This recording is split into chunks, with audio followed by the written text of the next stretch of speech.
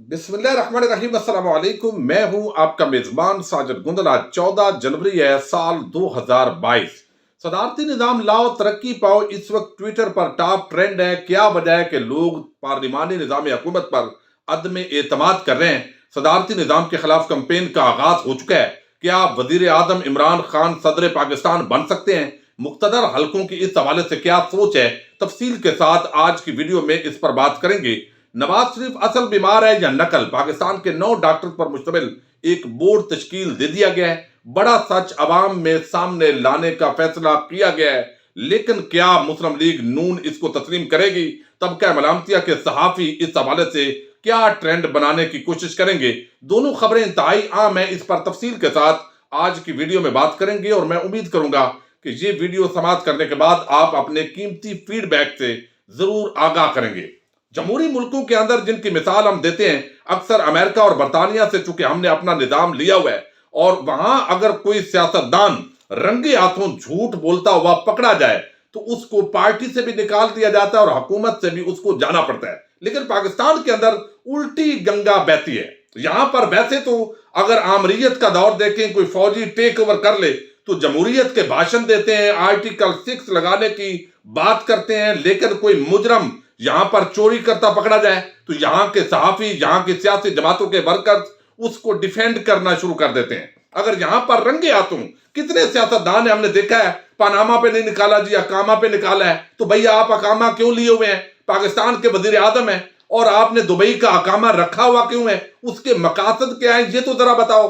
ख्वाजा आसिफ है, वजीर पानी और बिजली है, वजीर दिफा है, पाकिस्तान के अंदर अकामा रखा हुआ है दुबई का। भाई अकामे तनख्वाह वसूल भी कर रहा है। किस काम की, कौन सा काम आप सर अंजाम दे रहे हैं? तो ये एक बड़े सेंसिटिव मामलात यहां इस मुल्क के अंदर आए।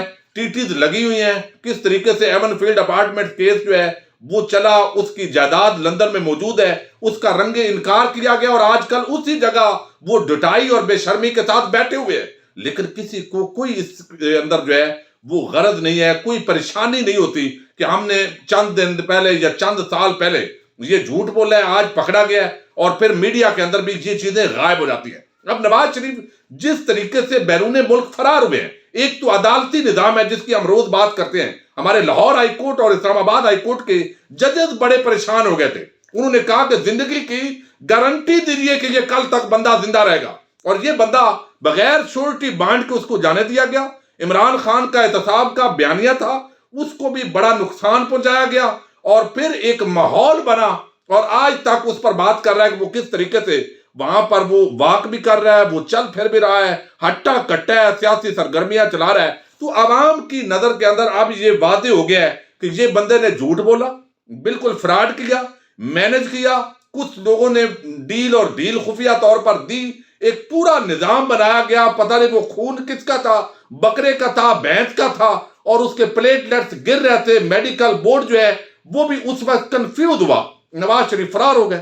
लेकिन मैं समझता हूं कि उस पर थोड़ी सी यानी शर्म होती है, हया होती है। वो ख्वाजा आसिफ खुद कहता है, लेकिन किसी को नहीं है, पता भी है झूठ है। पहले कहते थे कि मेडिकल जो फैसिलिटीज हैं, डॉक्टर अदनान गया हुआ है, वो रोज झूठ बोलता था, फिर वो आ गया और उसके बाद कहा गया कि नहीं वो सेहत तो उसकी ठीक है, लेकिन हमें इस निजाम से जो है वो उम्मीदें नहीं है, ये निजाम इंसाफ नहीं फराम करेगा। तो नवाज शरीफ इलाज करके आएंगे। ये पूरा मामला जो है यकीनन इसने वजीर आजम इमरान खान को बड़ा डिस्टर्ब किया है, उनके बयानिए को बड़ा डिस्टर्ब किया है। यानी यहां भी इन चोरों के खिलाफ जो केसेस बने, वो जाली बैंक अकाउंट्स का पूरा जो धंधा आसिफ जरदारी चला रहे थे, रंगे हाथों पकड़े गए। फरियाल तालपुर उसको हाउस अरेस्ट किया गया। यानी मैं आपको अक्सर ये रोज रोता हूं आपके सामने, और आपके भी मेरा इल्म है कि जो मेरे ऑडियंस है उनके जज्बात हैं कि ये कौमी चोर जो है इनको सजा हो, लेकिन हाउस अरेस्ट किया गया। ये खवातीन है जी, खवातीन फरियाल तालपुर जब भत्ता ले रही थी, और जिस तरीके से उदैर बलोच ने बयान किया, उस वक्त जब इनको गंदे धंधों के अंदर ये सियासी शख्सियात इन्वॉल्व करती हैं, उस वक्त इनकी गैरत कहां जाती है? और फिर हमारे इदारे भी औरत है मर्द है रिलीफ देने लग जाते हैं, और ऐसे लगता है कि इस मुल्क के अंदर हकूक सिर्फ इन्हीं बड़े लोगों के हैं। अब नवाज शरीफ का झूठ क्या, मुझे बताइए। वो 2 जजेस जो ऑनरेबल जजेस थे लाहौर हाईकोर्ट के, अगर उनसे पूछा जाए कि जमीर को जिंदा रख के बताओ, क्या तुम्हें नहीं पता कि ये बंदा झूठ बोल कर गया है? क्या तुम्हें याद नहीं आया کیا کبھی خبریں آپ نے نہیں پڑھی؟ کیا آپ نے اس کی تصویر نہیں دیکھی کہ آپ نے اس کو بھیجا ہے اور یہ بندہ ہٹا کٹا ہے اور آپ کو یاد بھی نہیں ہے کہ آپ نے کیا حکم دیا ہے؟ تو یہ شریف خاندان کے لیے ایسے لگتا ہے کہ اسپیشل ارینجمنٹس کیے جاتے ہیں. اس ملک کے ادارے، ہمارے مقتدر ادارے ہوں، ہماری عدلیہ ہو، اسپیشل ارینجمنٹس کیے جاتے ہیں. اور جب یہ ایک دوہرا نظام نظر آتا ہے اس ملک کے اندر تو کہاں یہ جمہوریت کے باشر آپ عام عوام کو دیتے ہو؟ یعنی چوری ڈکیٹی کو آپ بالکل اجازت دے دیں اور اس کا نام جمہوریت رکھ دیں تو یہ جمہوریت نہیں ہے، یہ مجبوریت ہے جس کے اندر آپ نے جکڑا ہوا ہے. اب حکومت نے یقیناً اس پر کام شروع کر دیا ہے. پہلے میڈیکل بورڈ کی جو رپورٹس مانگی گئی اٹارنی جنرل آف پاکستان کی طرف سے، وزیر اعظم نے ہدایات دی، اور اب آج یہ ایک بڑی خبر ہے، ڈیولپمنٹ ہے کہ 9 ڈاکٹرز پر مشتمل میڈیکل بورڈ تشکیل دے دیا گیا.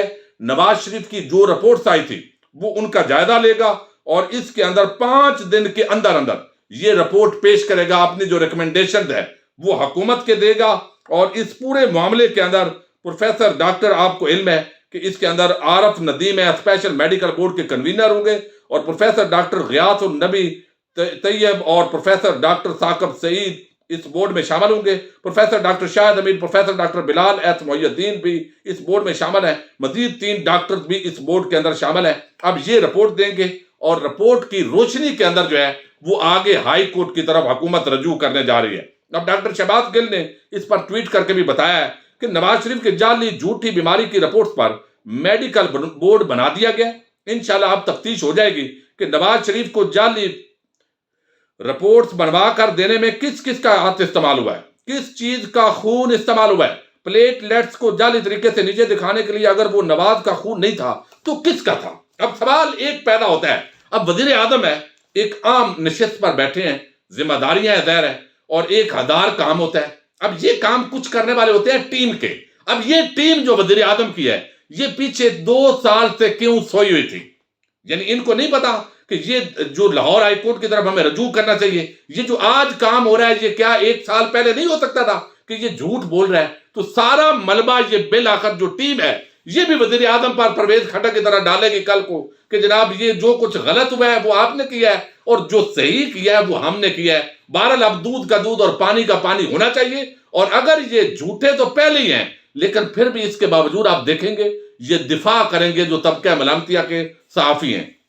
اس وقت جو ہے یہ ایک بڑی ڈیولپمنٹ ہے اور اس وقت ٹویٹر پر ٹاپ ٹرینڈ ہے کہ صدارتی نظام لاؤ ترقی پاؤ. ٹویٹر پر یہ ٹاپ ٹرینڈ ہے. یقینی طور پر یہ ایک بڑی خبر ہے اور میں آپ کو پہلے کہہ رہا ہوں کہ میں آپ کو کوئی خواب نہیں دکھا رہا، مسلسل میں کہہ رہا ہوں صدارتی نظام آ رہا ہے، کوئی دن رات میں نہیں آ رہا. اس کا ایک بڑا مشکل پروسیجر ہے آئین پاکستان کے اندر.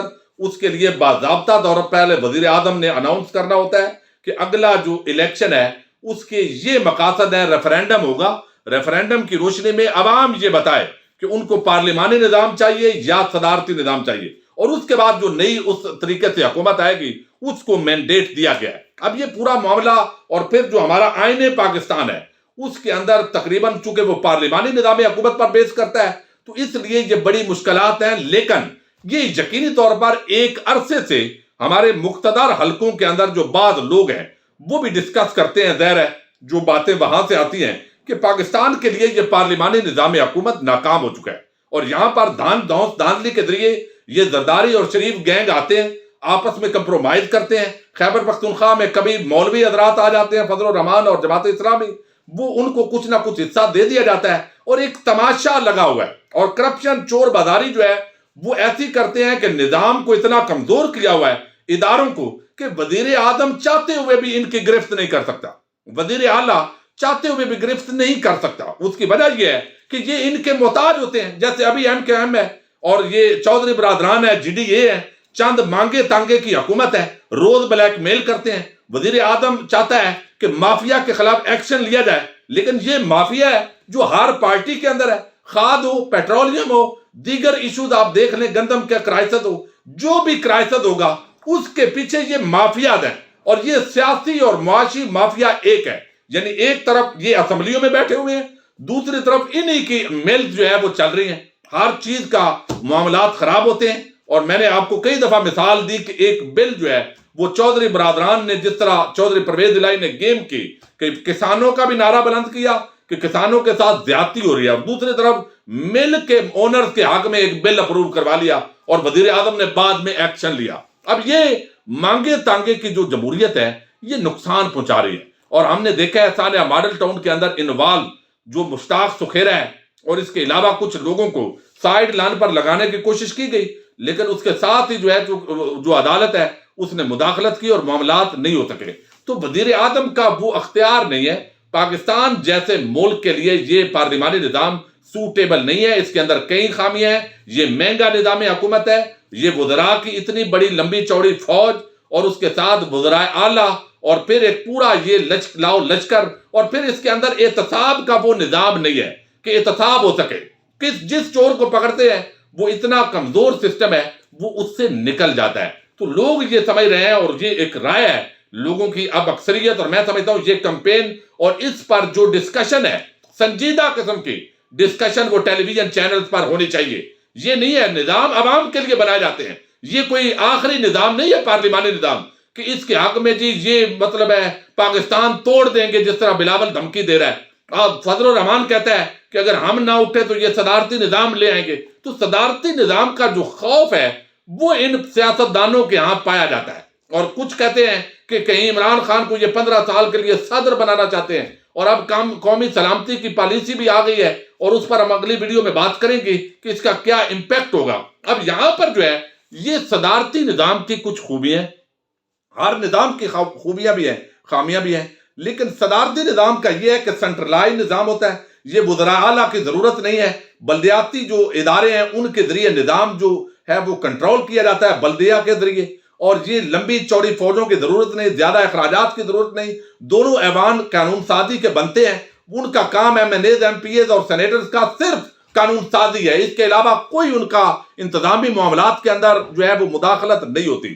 تو صدارتی نظام پر میں سمجھتا ہوں سنجیدہ ڈیبیٹ ہونی چاہیے، اور کچھ حلقے جو ہے وہ اس نظام پر ڈیبیٹ چاہتے ہیں، لیکن پورا صحافیوں کا طبقہ ملامتیہ اور یہ جو سیاسی ایلیٹ ہے جو ہیلی کاپٹروں کے اندر اور کوئی سرکاری خرچے پر حج کروانے والے ہیں، جو میڈیا کو خریدنے والے ہیں، انہوں نے اس ڈسکشن کو روکا ہوا ہے۔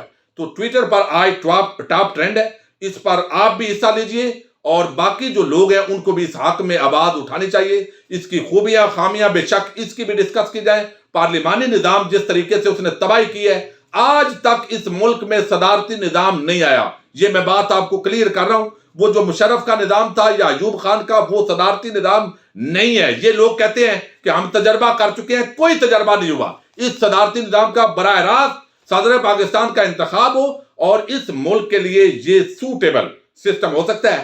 آپ بھی اپنے رائے سے آگاہ کیجئے اور اس مہم کو آگے بڑھائیے۔ اپنے میزبان ساجد گندل کو نیکسٹ ویڈیو تک کے لیے اجازت دیجئے۔